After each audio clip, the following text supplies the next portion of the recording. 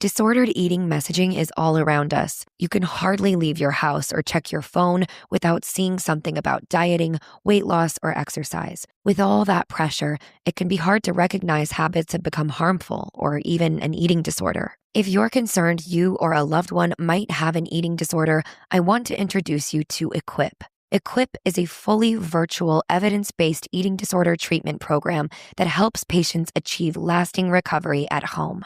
Every Equip patient is matched with a multidisciplinary care team that includes a therapist, dietitian, medical provider, and mentors, and you get a personalized treatment plan that's tailored to your unique goals and challenges. Equip treats patients of all ages and all eating disorder diagnoses. It's covered by insurance, and there's no wait list. If you think that you or a loved one could be struggling with an eating disorder, don't wait to get help. Visit equip.health to learn more. That's equip.health. You've got social dialed in.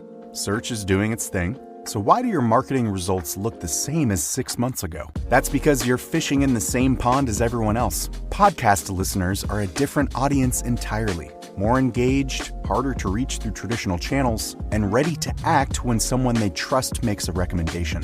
We're Acast, and we put them right in front of you. Browse thousands of the world's leading podcasts, book host reads or run your own ads, and track every conversion in real time. Same skills you already have, brand new results. Acast. Acast.com/advertise.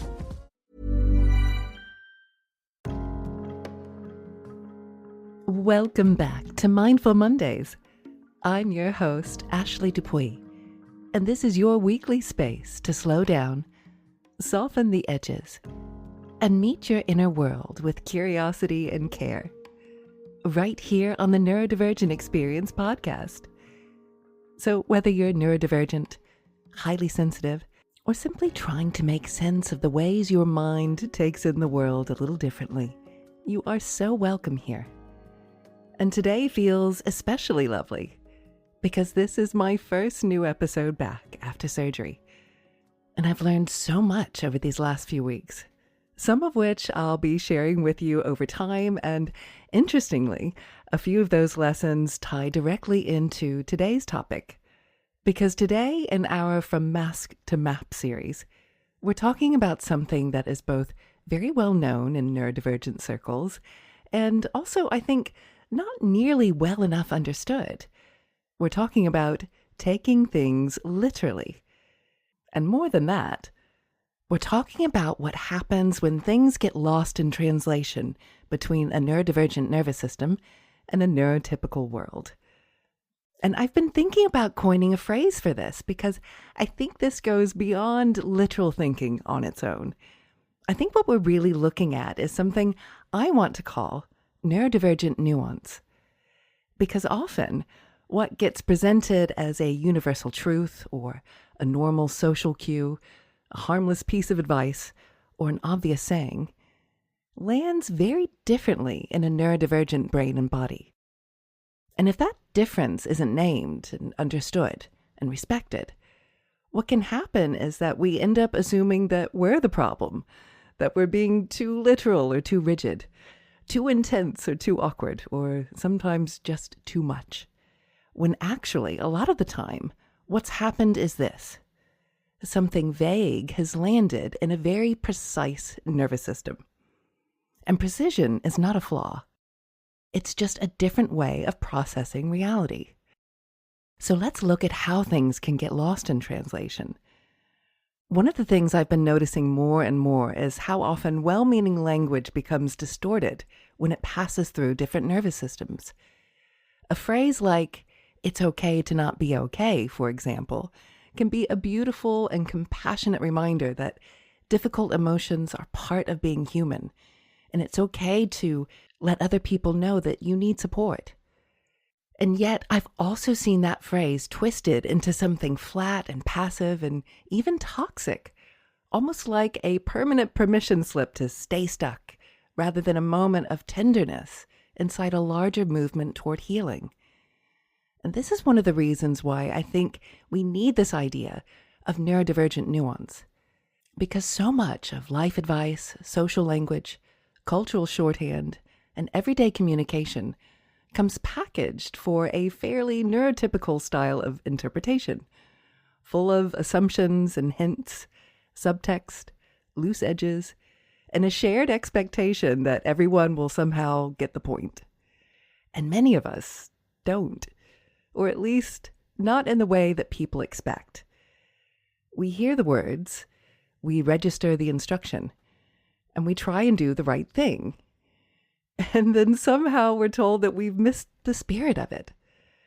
And that can be both confusing and embarrassing. So let's explore some real-life examples of this. As usual, I am using myself as my best case study. One of the strongest examples of this goes all the way back to my childhood. When I was about 9 years old, I was trying out for a swimming test that would allow me to go to the local pool on my own without an adult. And I loved swimming. I was a great swimmer. I had no doubt that I would pass this test. And before the test, all of the adults around me kept saying the same thing. Don't worry, just try your hardest. Now, if you're a neurotypical adult hearing that phrase, you may hear encouragement and comfort and a kind of warm emotional support. But what I heard was an instruction, a literal one. Try your hardest. So I did. From the very first second, full power, full effort, no pacing, no holding back. And what happened? Well, of course, I burned myself out partway through the test and couldn't finish it. I was devastated, not only because I didn't pass, but because I hadn't understood that people didn't mean maximize your output from the very first moment onward. They meant something more like, just do your best, don't panic, and trust yourself. But that isn't what they said. And this is the thing.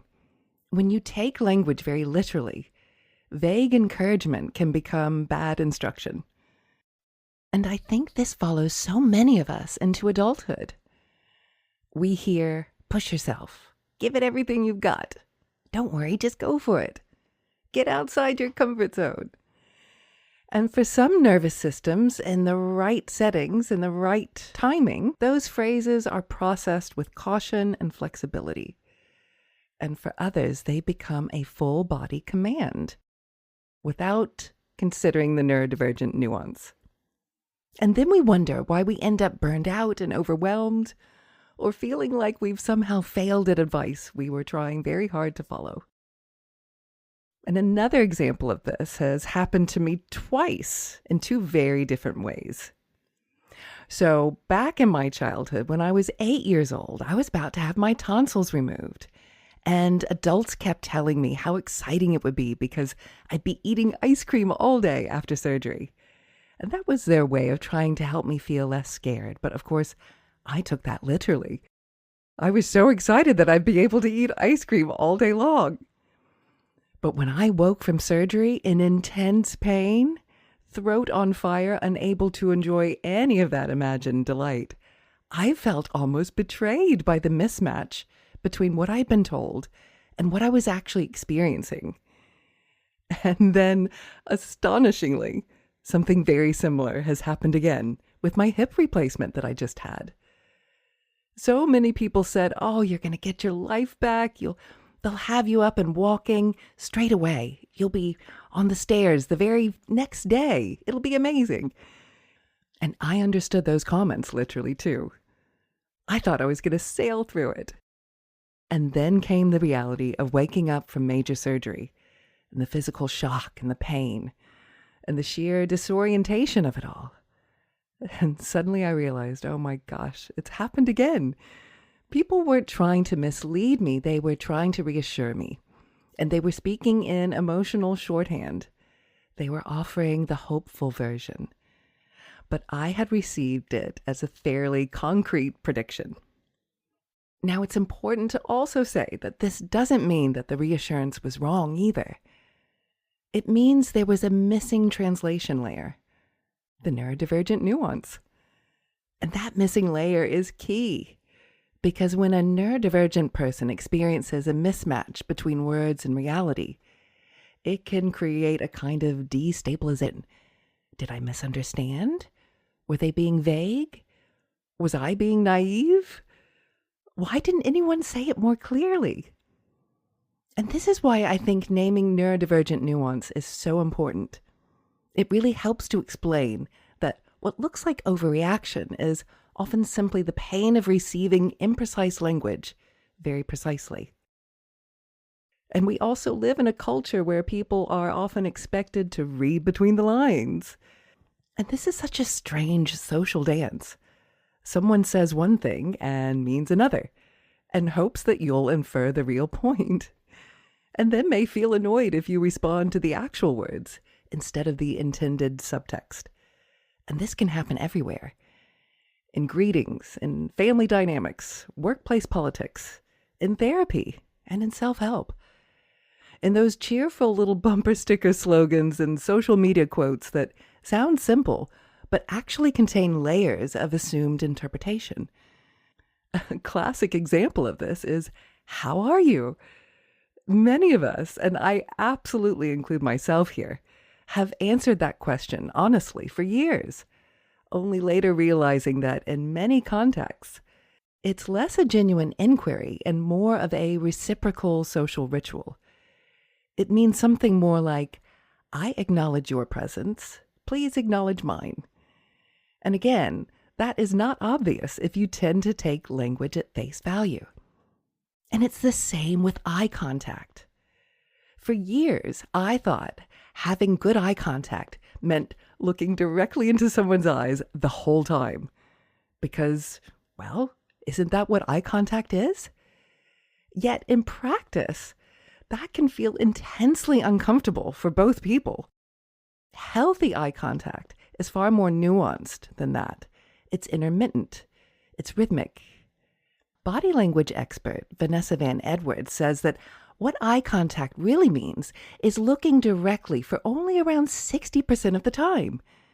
And the rest of the time you can be looking away to gather your thoughts. And also, you don't have to look directly at the eyes. You can just look at the whole face, or the bridge of the nose, the space between the eyes, or the mouth. But if no one explains these nuances, we end up taking the instruction literally and then feeling like we're being bad at being human. So what's going on here? Let's look at a little bit of neuroscience as to why this happens. Part of what's happening is that many neurodivergent brains are highly pattern-oriented and detail-sensitive.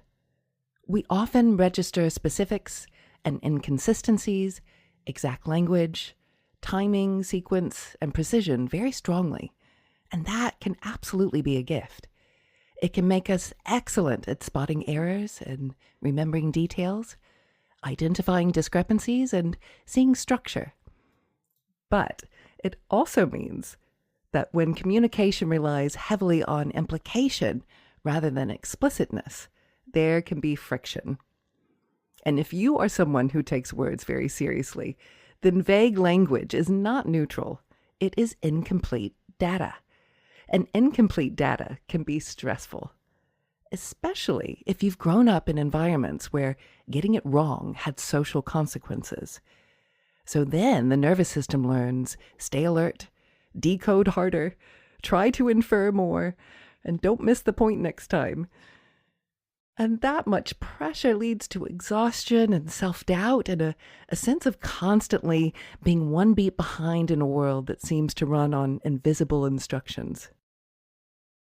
But I also want to say something very important. This trait is not only difficult, it is also beautiful. Literal minds often have extraordinary honesty in them, a refreshing directness, a respect for language, a desire for accuracy, and a resistance to fluff, manipulation, or unnecessary performance. You may be the one who notices that the date in the story is wrong and the details don't add up. The emotional tone doesn't match the words. The helpful advice contains hidden assumptions. And yes, sometimes that can create social awkwardness. But it can also make you discerning and intelligent and ethically precise. There is wisdom in seeing what others skim past. There is a gift in thinking differently. The work is not to shame that gift, The work is to pair it with compassion and context and flexibility. So let's look at what helps. First off, let's have a nice helping of self-forgiveness here. If you've taken things literally and missed the point and answered too honestly or followed advice too exactly, or even felt confused by what everyone else seemed to just know, you are not failing at life. You are processing life through your own beautifully wired system. The second thing that can help is ask clarifying questions, not as apology, but as skill. Do you mean that literally? Are you asking how I actually am or just saying hello? When you say try my hardest, do you mean pace myself or go all out? Or what would that look like in practical terms? I love that last one. What would that look like in practical terms? This is intelligent translation. And the third thing that can help is create your own neurodivergent nuance around advice. When you hear phrases like, get out of your comfort zone, or just be yourself, let them, or it's okay not to be okay, make sure to pause and ask yourself, what does this mean for my nervous system, my history, my body, and my actual life? And that pause is everything, because advice is rarely universal. And your internal map deserves interpretation, not blind obedience. And this is also part of why I love guided practices so much, and why I continue creating longer meditations and yoga nidras over on Insight Timer. They give us a space where we don't have to figure everything out cognitively. We can let the nervous system learn through imagery and rhythm and breath and felt experiences, which is often where the deepest translation happens. So how about a little bit of microdosing meaning? I want to offer you a tiny practice this week. The next time a phrase lands in you with pressure or confusion, don't rush to obey it or reject it. Just pause and ask, what is the neurodivergent nuance here? What might this mean in a body like mine, or in a nervous system like mine? What is the spirit of this, and how do I translate it kindly? Because once you start doing that, the world becomes less of an interpretive dance and more of a living translation. And that changes things. It doesn't erase the awkwardness or remove every misunderstanding, but it does mean you stop treating yourself like an error message. And that, to me, is a very important part of From Mask to Map. Learning that you are not broken for needing clearer language. You may simply be someone who was always designed to hear words with unusual sincerity. And there's something deeply beautiful in that. And this idea of neurodivergent nuance is going to be a big part of the group coaching cohort I'm building for September, exploring how we move from mask to map, from performance to presence, and from taking generic advice at face value into learning how to interpret life through the truth of our own nervous systems. And if that's something you feel drawn to, you are very welcome to email me at integrativeiom@gmail.com to register your interest. And more details will be coming soon, but for now, you can simply reach out and let me know this work is resonating. And now in a moment, we're going to be moving into today's guided practice, a yoga nidra that plays with this exact idea of literal and metaphorical meaning. Because yoga nidra is such a beautiful example of both worlds at once. On one level, it is very literal. We take awareness to the body, to the right hand, the left foot, the back of the head, the breath. But then something more mysterious begins to happen. You may feel a warmth in a place that you aren't physically touching, tingling in a hand simply because it has been named, or a sense of spaciousness in the body that feels both real and imaginal. And I love that because it reminds us that awareness itself is the bridge between word and sensation, between body and meaning. between what is literal, what is symbolic, and what is simply experienced. So this practice is an invitation to soften out of the pressure to understand language perfectly, and instead to rest in the space where words, body, sensation, and meaning can all meet. And if you are currently driving or operating heavy machinery, please ensure to pause the recording now until you can safely come back into stillness. And just find a comfortable position. You can be seated or lying down. And ensure your body is fully supported. And it's worth making the extra effort to ensure you're feeling as warm and comfortable and supported as possible.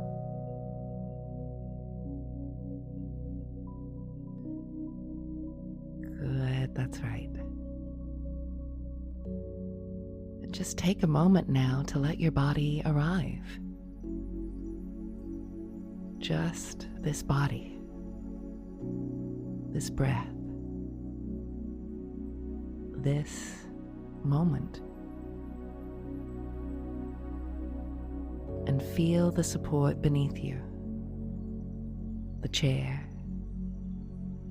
the bed, the floor,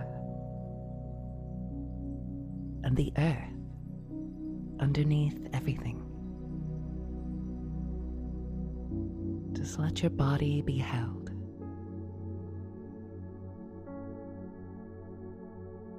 And as you continue to settle in,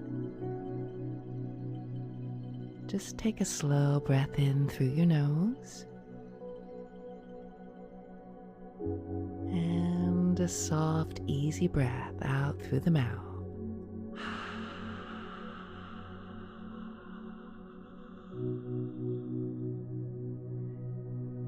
And let your shoulders soften and your jaw loosen.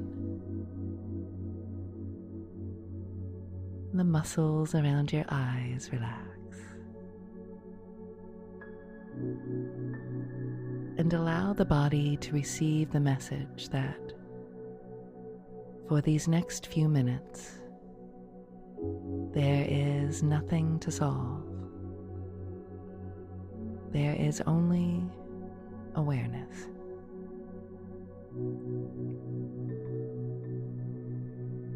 And can you begin to notice the body as a physical reality? A body with weight, shape, temperature,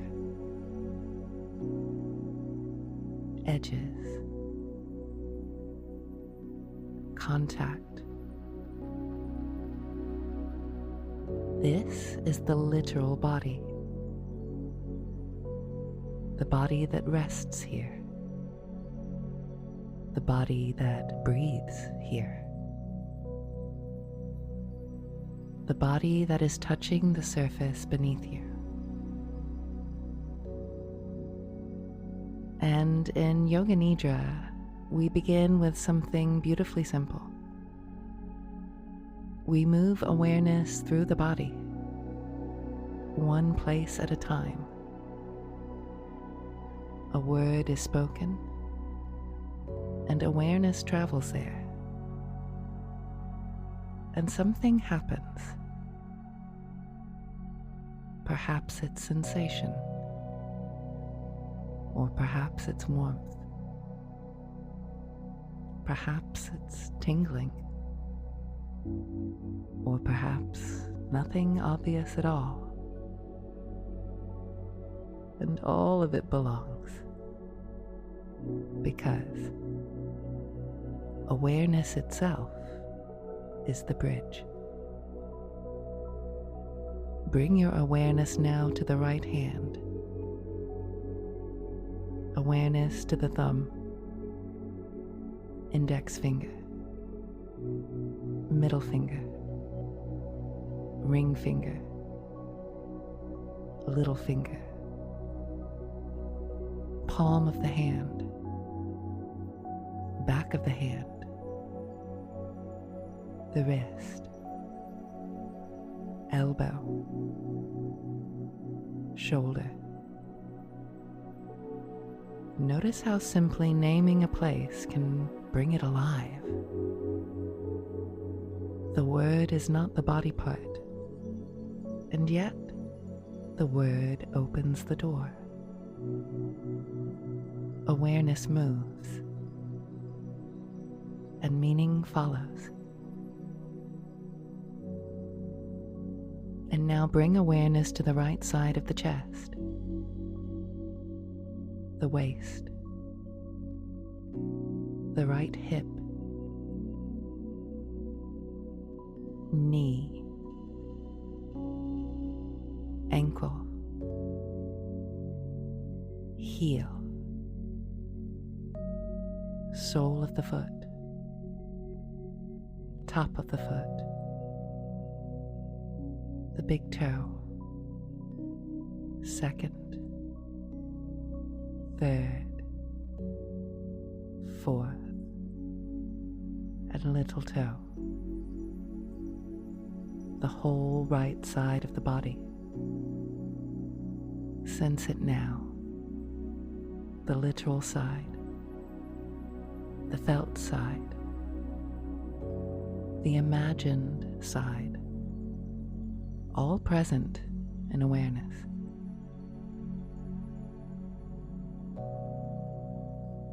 Bringing awareness now to the left hand, the thumb, index finger, middle finger,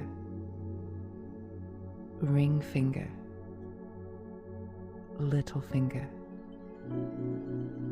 palm of the hand, back of the hand, the wrist, elbow, shoulder. And perhaps you notice that awareness has texture. It can touch without touching. It can illuminate without effort. It can make a place feel real simply by arriving there. Left side of the chest, waist, left hip, knee, ankle, heel, sole of the foot, top of the foot, the big toe, second, third, fourth, and small toe. The whole left side of the body. Sense it now. Physical, subtle, known, imagined, and real in the way experience is real.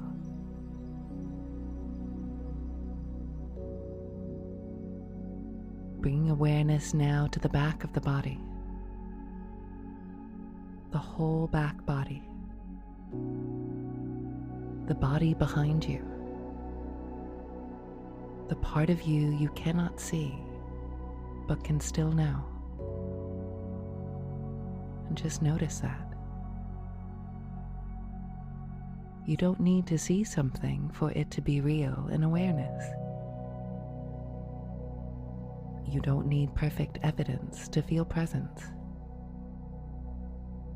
Some things are known through sensation, and some through memory, some through intuition, and some through the quiet intelligence of the body.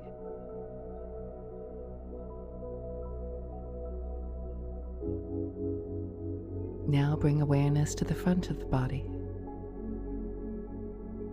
the whole front body.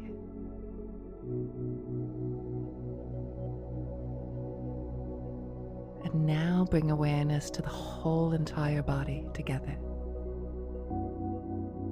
The whole body resting. The whole body breathing. The whole body held in awareness.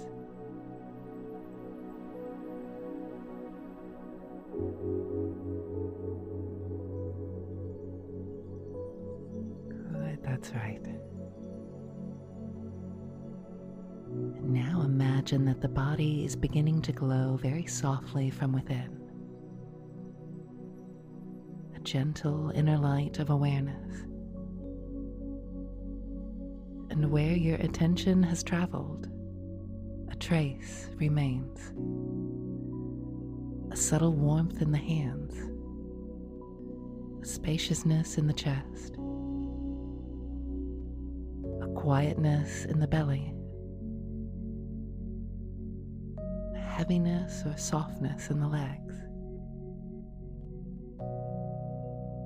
And perhaps you notice the strange beauty of this.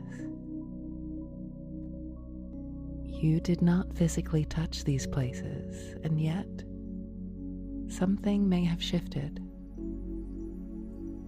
A word was spoken, an awareness moved, and sensation answered. Is it literal?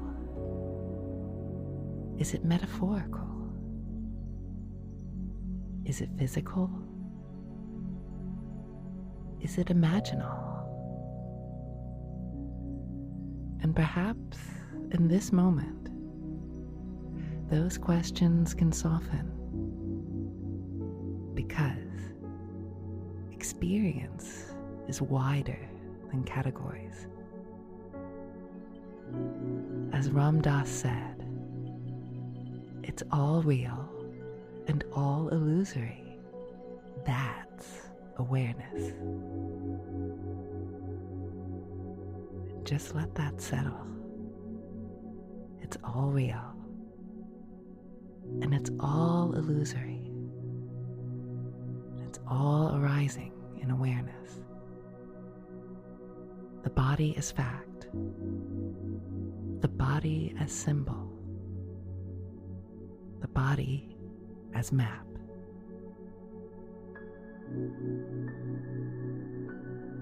And now, as you rest in this quiet yoga nidra space, imagine that the whole body is becoming a bridge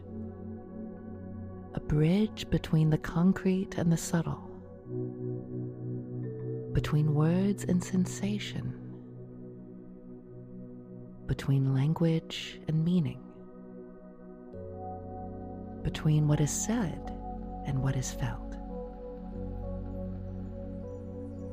And feel the length of the body like a bridge of awareness, head to heart, and heart to belly, and belly to feet. A living bridge, breathing, listening, translating.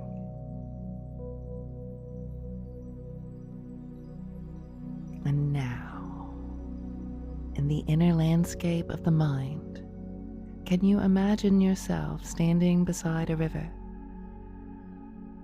And on one side of the river is the land of words.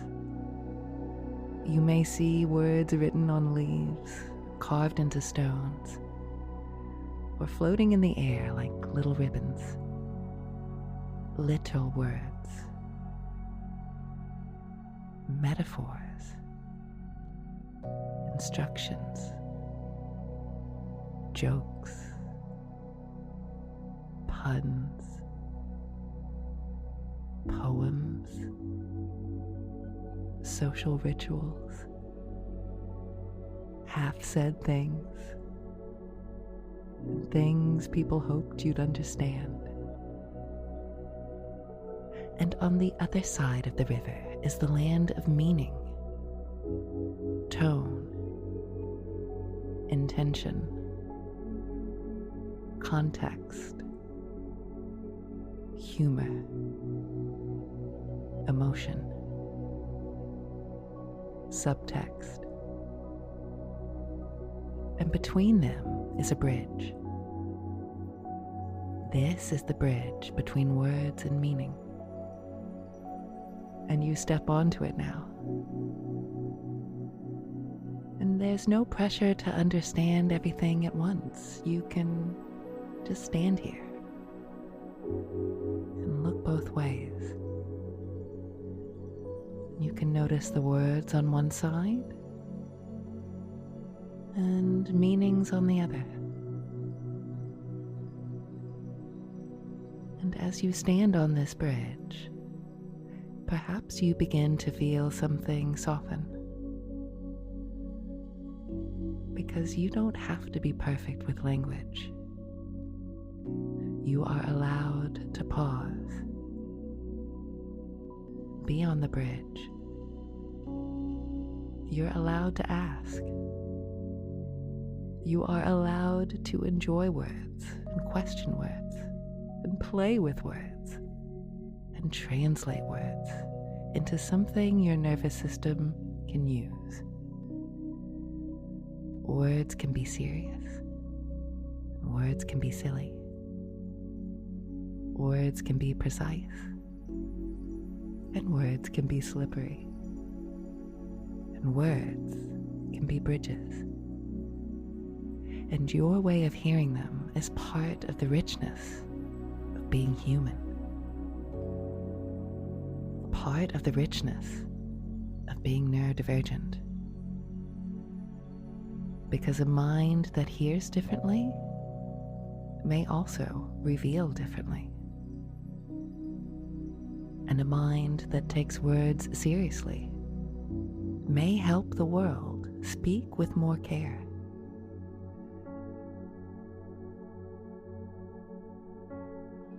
And now imagine the bridge offering you one small gift. Perhaps it's a key or a stone, a word, a lantern.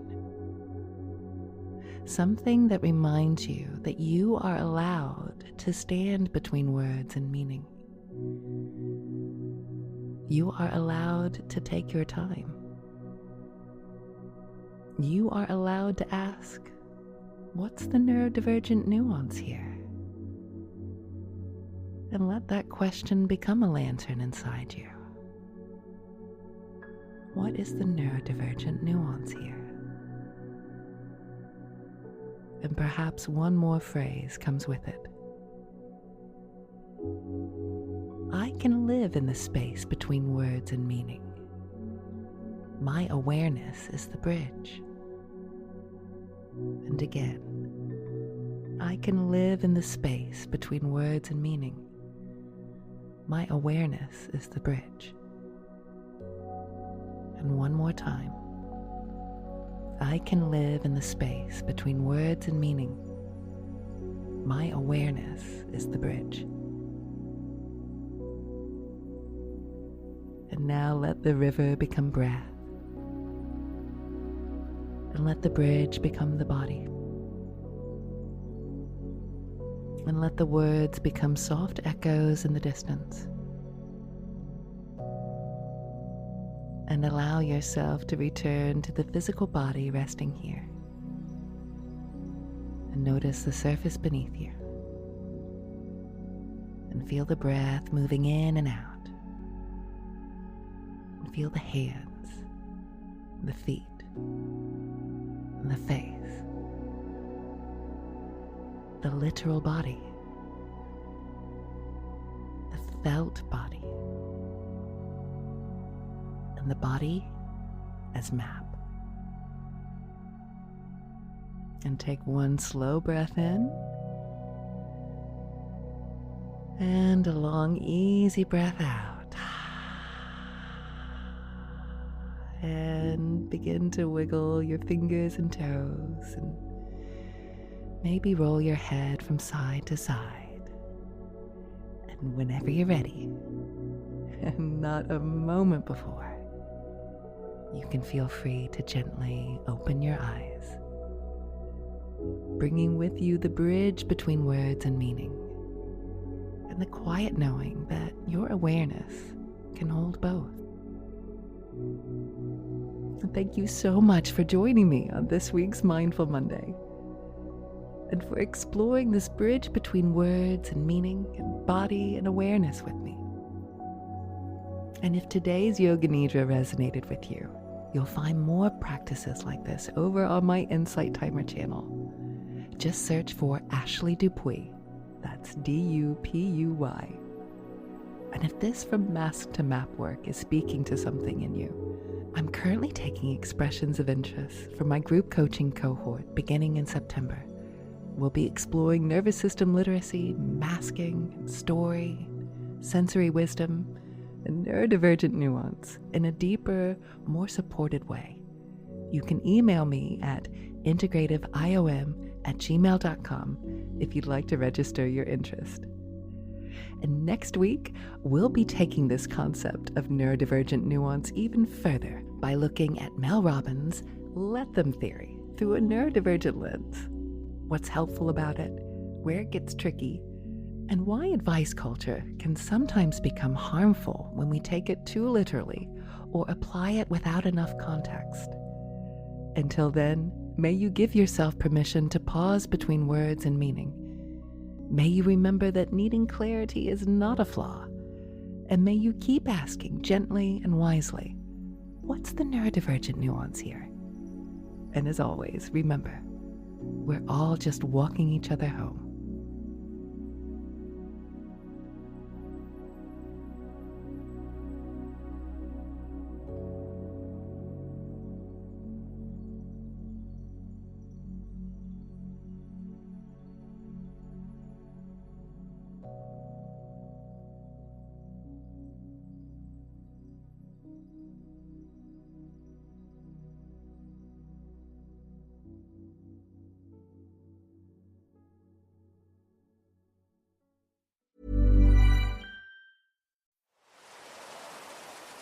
That's the sound of a tree in Tennessee's Great Smoky Mountains, releasing volatile organic compounds, which is just a fancy way of saying it's creating fog. And that makes the Smokies smoky. This is one of many sounds in Tennessee with a story to tell. To hear them in person, plan your trip at tnvacation.com. Tennessee sounds perfect. Quick question. When was the last time a display ad changed your mind? Now think about the last time a friend told you about something they loved. Different feeling, right? That's how podcast advertising works. A host who's built real trust with their audience talks about your brand in their own words, in their own voice. It doesn't interrupt the experience. It's part of it. With Acast, you can access the world's largest podcast marketplace. Choose the right shows, the right audiences, the right format. Then watch the data tell you it worked. You're not buying impressions. You're buying influence. Learn more by visiting acast.com/advertise.